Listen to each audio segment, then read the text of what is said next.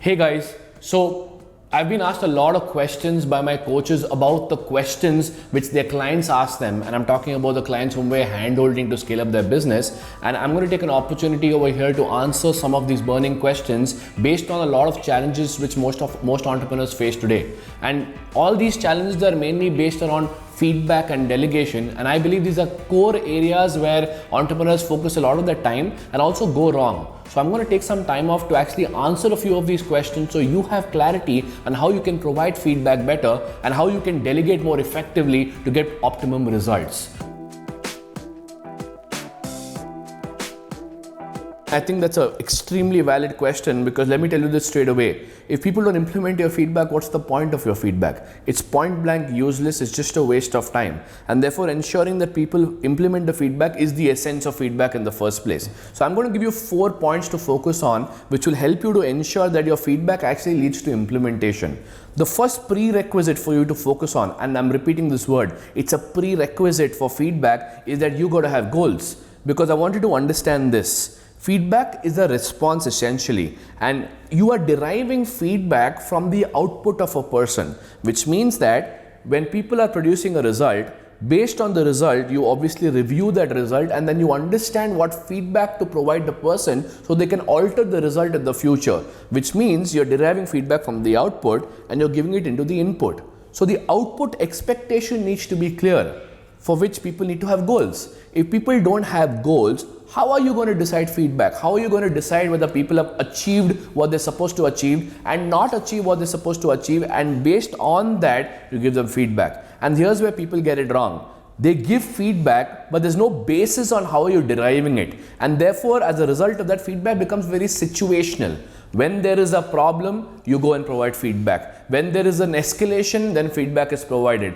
Or when there's some sort of a situation which demands attention, that's when feedback is given. And even though the feedback at that point in time is very accurate and very relevant to the situation, it's not taken in the right way, and therefore people don't implement it because there's no context set up, there's no environment set up. And a prerequisite for that is to make sure that people have goals, not just for the year, but for quarters, for months. It depends upon whatever milestone or duration you want to keep. That's totally depending upon your business. But the goals need to be broken down into timely based milestones. And goals are not always financial goals, because not everybody in your organization contributes to bringing in the revenue. Goals need to be relevant to people's roles so that you have a method of evaluating and measuring people's performance. So the first focus area for you to make sure that feedback is implemented is to have goal clarity for everybody. The second focus area is that after you provide feedback, you got to make sure that the feedback conversation ends in a clear implementation plan. What do I mean by an implementation plan? It is important for people to know what they need to do differently, but what's even more important is to put all those activities into a plan which is recorded. Here's the word again, recorded. And by recorded, I mean by either you sending out an email where a summary of the feedback conversation is mentioned so that both parties, you and the other person, has clarity on what they need to do. And when I'm talking about a plan, I mean you listing down all the tasks, you coming up with a clear deadline which is mutually decided between you and your team member. So the team member has clarity by when they need to achieve the task and in what fashion they need to achieve the task. So there's no scope for any confusion. What you need to ensure is that while this plan is being prepared, you got to make sure these milestones are reviewed so that people actually are held accountable in case they don't achieve those deadlines. That's one very, very important focus area to make sure that people implement the feedback. A third focus area, which I believe needs to happen parallelly with the implementation plan, is to have a small review meeting after the feedback conversation. What I mean by review is a simple hygiene check to really see, is the feedback working for the individual, and is the feedback being implemented by the individual? Do they have any kind of challenges? Do they need any kind of support from you which will enable them or accelerate the process of them implementing feedback?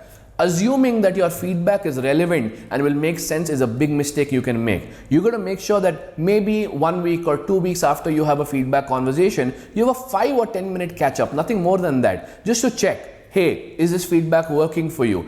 Are you able to implement it? Are you facing any challenges? Do you need any support? So that you are able to ensure that people are implementing it, because if they knew how to do it, then the point of you giving feedback would have not even arisen. So therefore you got to have a small review meeting to check, is the feedback being implemented? And finally, to make sure that feedback is sustained, not just in that situation, but throughout for continuous improvement, is that you need to make sure you give continuous feedback. And therefore, I've said this before, I'm going to say this again.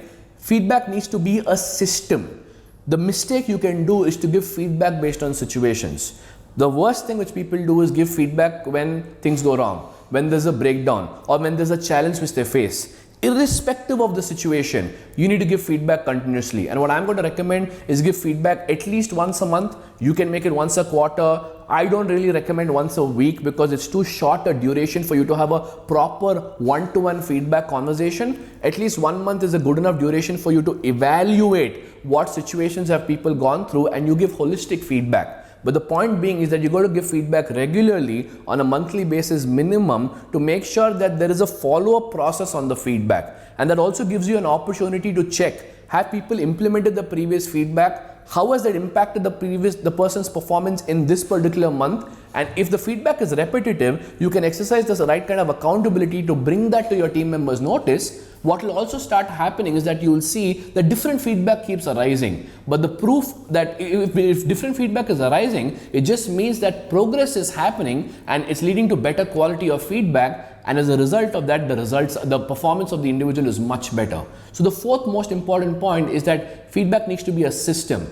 Another thing which I want to highlight over here is that the last thing you want to do is to give feedback only during an appraisal time, because then the feedback becomes useless again.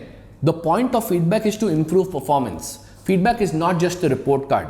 So you need to give feedback continuously to make sure that at the end of the day, people are hitting better results. Not after the result is generated, because then they can't go back in the past and alter anything. And therefore this feedback system is very, very critical.